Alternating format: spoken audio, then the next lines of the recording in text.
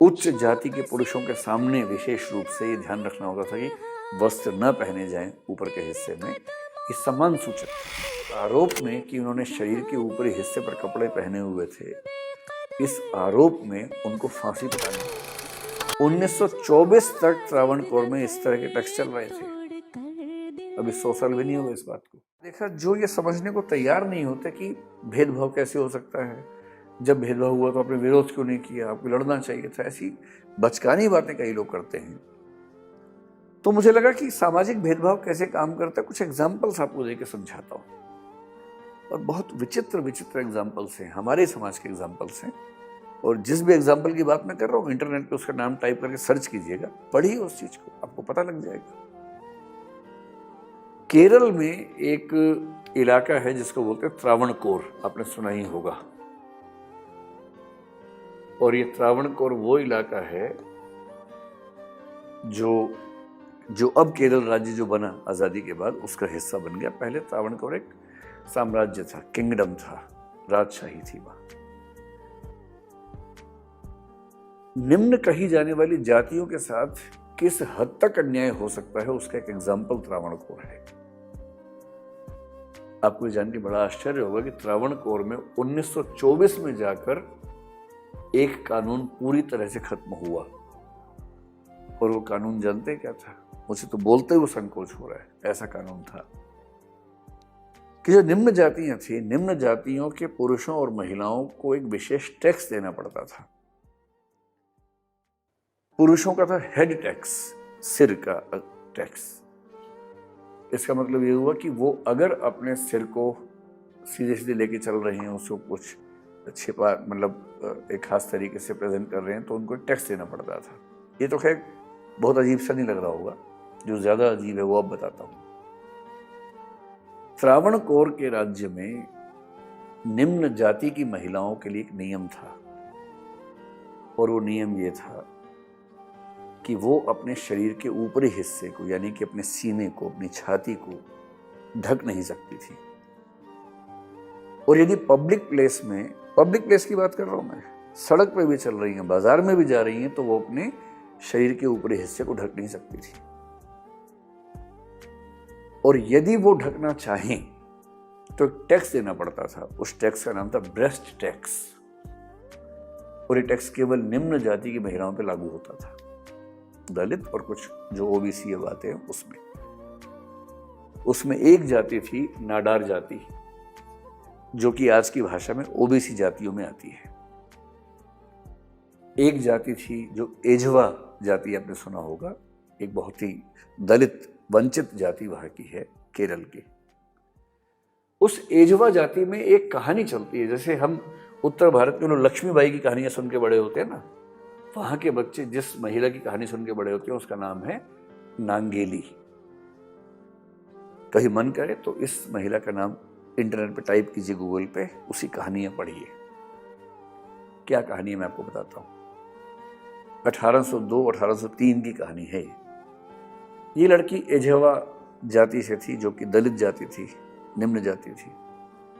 और इस जाति की महिलाओं के लिए जरूरी था कि वो जब पब्लिक प्लेस में चलें तो अपना शरीर का ऊपरी हिस्सा खुला लेके चले, कपड़ा उसके ऊपर ना रखें।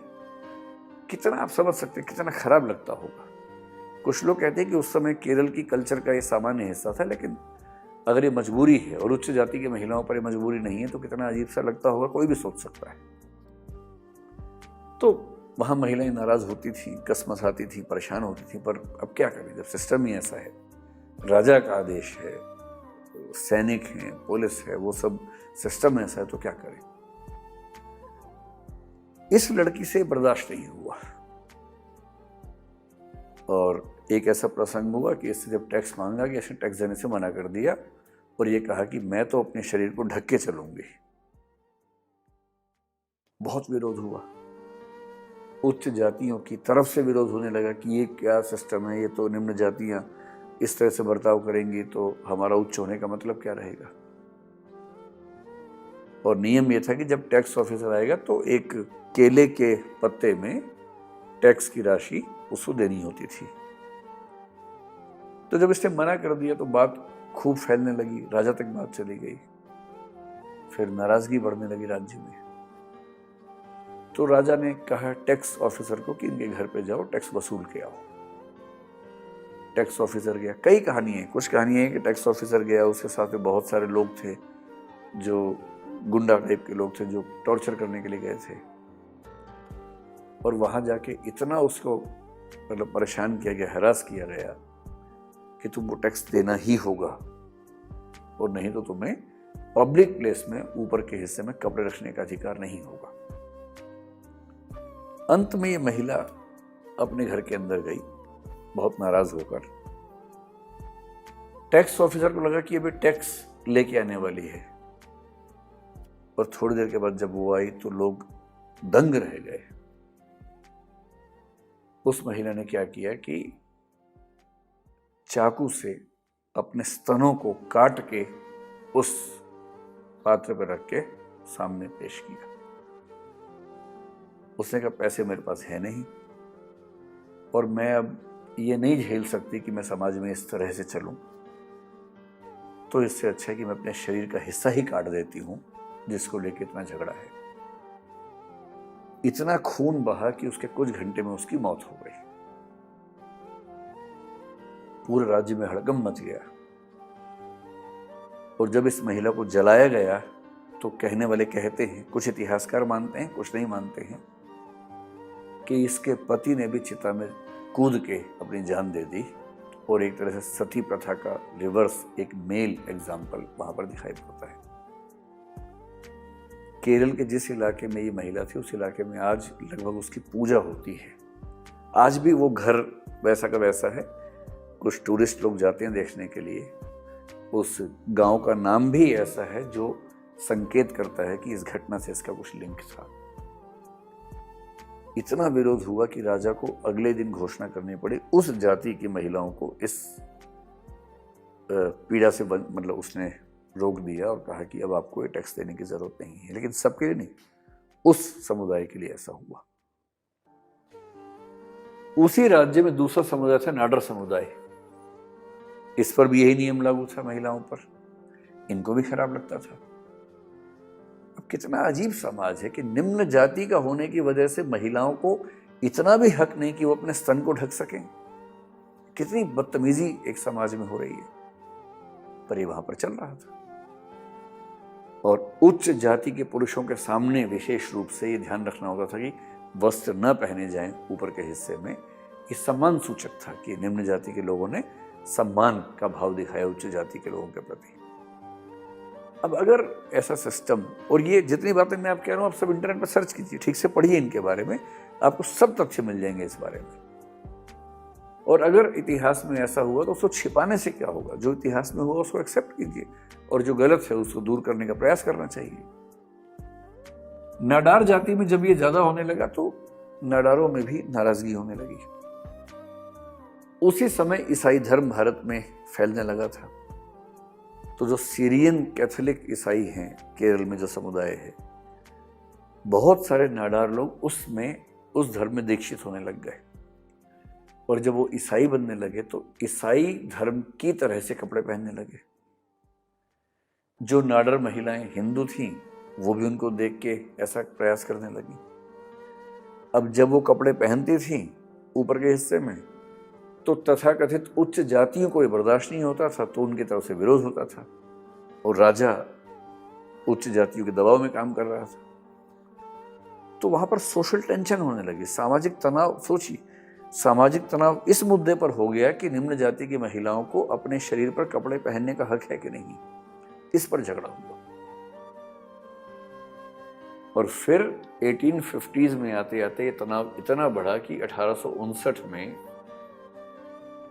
एक बार 2 नाडर महिलाओं को इस आरोप में कि उन्होंने शरीर के ऊपरी हिस्से पर कपड़े पहने हुए थे, इस आरोप में उनको फांसी पर टांग दिया गया। और जिस दिन ये घटना घटी उस दिन नाडर समाज ने एक विद्रोह किया, बहुत बड़ा विद्रोह किया। और उस विद्रोह का परिणाम यह हुआ कि राजा को उसके तुरंत बाद घोषणा करनी पड़ी और नाडर महिलाओं को यह अधिकार देना पड़ा कि वो अपने शरीर पर कपड़े अपनी इच्छा से पहन सकती हैं। हालांकि उसमें भी स्पष्ट था कि उच्च जाति की महिलाएं जिस तरह से कपड़े पहनती हैं उस स्टाइल से नहीं पहनेंगी, ऐसा आदेश आया। हालांकि उस आदेश का बहुत महत्व था नहीं, उसको महत्व दिया भी नहीं गया। ये मैं एग्जाम्पल बता रहा हूं।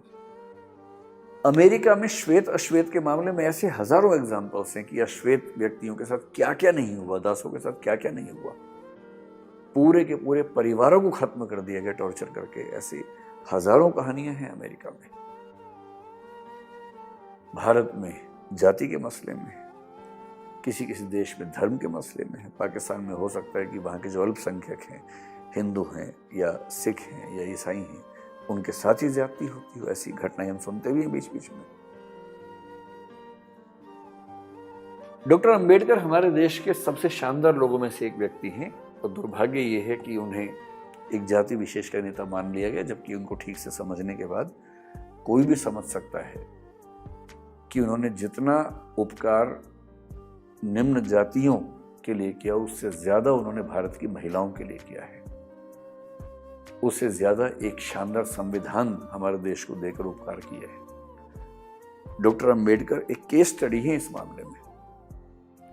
वो जिस परिवार में पैदा हुए उसमें 14 बच्चे थे, जिनमें अंतिम नंबर पर वो थे। 14वें बच्चे थे अपने परिवार में। इनके पूरे खानदान में कोई पढ़ा लिखा नहीं था। इनके पिताजी ब्रिटिश इंडियन आर्मी में सैनिक थे, और इसलिए थोड़ा बहुत इनको महत्व मिल गया, अधिकार मिल गए। ये भी एक अनुसूचित जाति से, दलित जाति से थे, जिसका महार नाम आपने सुना होगा। महार जाति से थे, महाराष्ट्र में। ऐसी हालत की, क्योंकि इनके पिताजी एक अच्छी नौकरी में थे, इसलिए इनको चांस मिल गया कि स्कूल में पढ़ सके। उन्होंने अपने बारे में लिखा है, अपनी आत्मकथा में लिखा है कि जब वो स्कूल जाते थे, वो अपने स्कूल के अकेले ऐसे बच्चे थे जो दलित बच्चे थे। और जब वो स्कूल जाते थे तो वहाँ नियम ये था कि भाई जो दलित बच्चा है वो क्लास के अंदर नहीं बैठेगा, तो क्लास के बाहर बैठ के चीज़ों को समझना। फिर बैठने के लिए दरी का एक हिस्सा अपने साथ घर से लेके जाना होता था। वहाँ की किसी बेंच को या किसी फर्नीचर को खराब नहीं कर सकते थे। सबसे रोचक बात ये थी कि पानी अगर पीना हो तो पानी कैसे पिए। तो जो घड़ा था और जो घड़े से पानी निकालने वाला बर्तन था, कंडीशन थी कि दलित बच्चा उनको हाथ नहीं लगाएगा। तो स्कूल में एक चपरासी था, पियन था, जिसका काम था कि अगर उसको प्यास लगे तो मटके से पानी निकाल के ऊपर से देता था कि टच ना हो जाए। और अंबेडकर जी ने लिखा है अपनी आत्मकथा में, नो पियन नो वाटर, कि अगर किस दिन चपरासी गलती से छुट्टी पर रह गया ना, उस पूरे दिन पानी पीने का ऑप्शन नहीं होता था। मतलब कोई बच्चा दया करके पिला दिया अलग बात है, लेकिन सिस्टम के तौर पर ये ऑप्शन नहीं था। जब चौथी क्लास उन्होंने पास की तो उनके जाति में उत्सव मनाया गया, क्योंकि उनके पूरे समुदाय में पहली बार कोई चौथी क्लास पास हुआ था। और लोगों को लगा कि इतनी ऊंची पढ़ाई कर ली इस बच्चे ने। और फिर उस बच्चे ने अमेरिका से, इंग्लैंड से डबल डॉक्टरेट की, डबल पीएचडी की, और उसके बाद भारत के संविधान को लिखने में बहुत महत्वपूर्ण भूमिका निभाई। डॉक्टर अंबेडकर के साथ जो हो रहा था वो इंडिविजुअल डिस्क्रिमिनेशन नहीं था, वो एक सोशल डिस्क्रिमिनेशन का हिस्सा था, जिसका असर इंडिविजुअल उस व्यक्ति के ऊपर आया था। नांगेली के साथ जो हुआ वो इंडिविजुअल मामला इस सेंस में है कि उसके साथ हुआ, लेकिन वो एक सोशल सिस्टम था जिसमें उस जाति की सब महिलाओं को वो झेलना पड़ रहा था, पुरुषों को भी झेलना पड़ता था अलग तरीके से। यही नाडर महिलाओं के साथ था। और ऐसे डेप्रिवेशन की, ऐसे वंचन की, शोषण की, दमन की लाखों कहानियां दुनिया के इतिहास में हैं, दुनिया के हर देश के इतिहास में है, भारत के इतिहास में भी है। और जब हम इस बात को समझते हैं कि बहुत सारे समुदाय इन स्थितियों से निकले हैं, और ये बात कब की हो रही है, 1924 तक त्रावणकोर में इस तरह के टेक्स्ट चल रहे थे। अभी 100 साल भी नहीं हुए इस बात को। और तब हमें समझना पड़ता है कि जब हम सामाजिक भेदभाव की बात करें तो इस बात को समझें कि हम सब पीछे से लगातार बराबर नहीं हैं। हम में से कई लोग विशेष फायदे में रहे हैं अतीत में, और कुछ लोगों ने बहुत नुकसान झेले हैं। और दोनों को एक मानकर बराबरी है सीधे ले आना उतना व्यावहारिक मामला नहीं है, नैतिक रूप से उतना ठीक मामला नहीं।